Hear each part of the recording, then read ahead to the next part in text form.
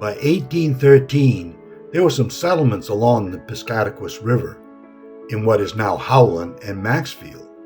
The area was called Board Eddy on account of being a stopping place for rafts that they used to run from upriver. From 1818 on, individuals began to settle near Savoy Stream and at the mouth of the Piscataquis River. Among them was Major William Hammett of Plymouth, Massachusetts, who with William Emerson purchased land here.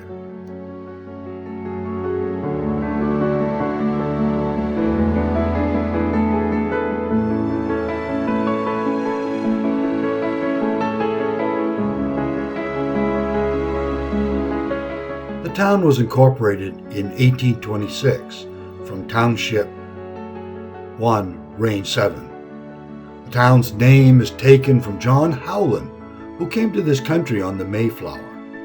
He was one of the signers of the Mayflower Compact.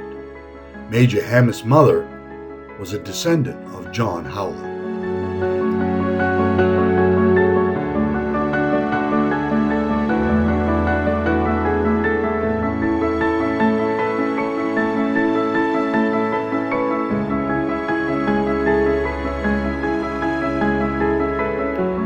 The early Howland village was at the junction of the Piscataquis and the Penobscot River.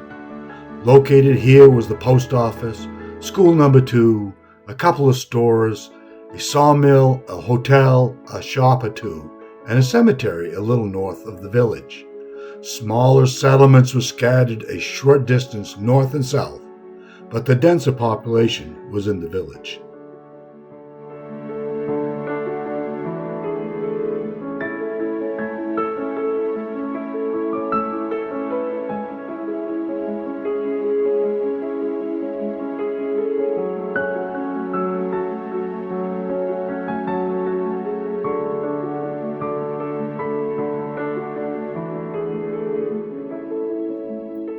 The economy of the town was mainly based on lumbering, as few farms were in the township.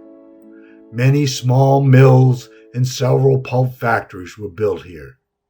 In 1909, Mr. Lovejoy owned a water-powered mill, and in this year, the salmon were so numerous that he was forced to shut the mill down. Wood pulp, lumber, paper, and plywood were some of the products manufactured here. All the mills and factories have since closed. The last plant was the Pine Tree Tanning Company, which closed in 1972.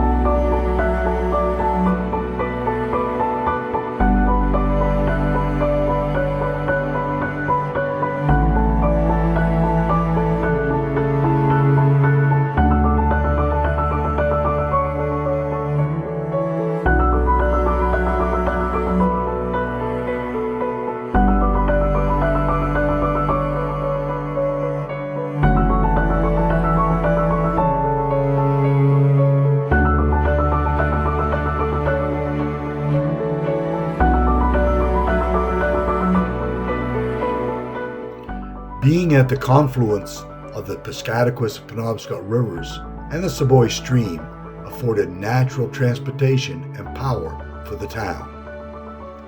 The rivers were used for driving logs to the mills.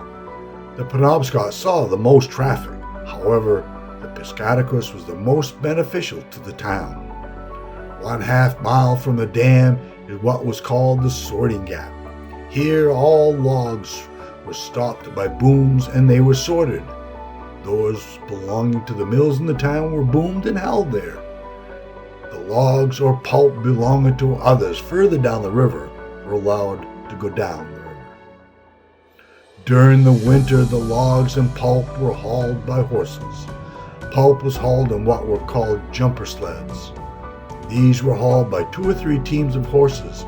The jumpers were made by binding double runners together with 2 hardwood poles.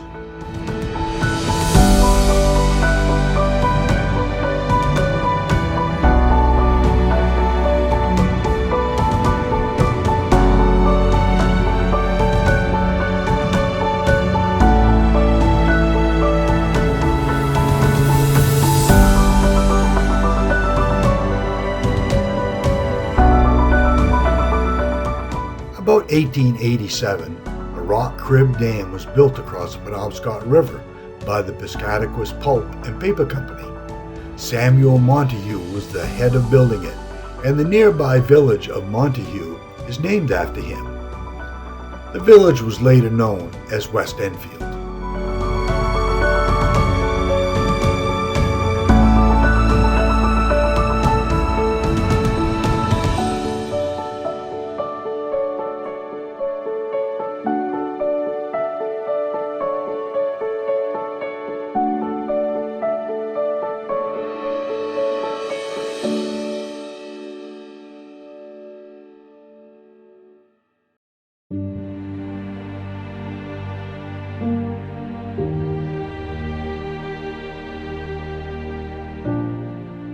With the mills disappearing, Howland has transitioned to a quiet, rural, suburban community as seen today.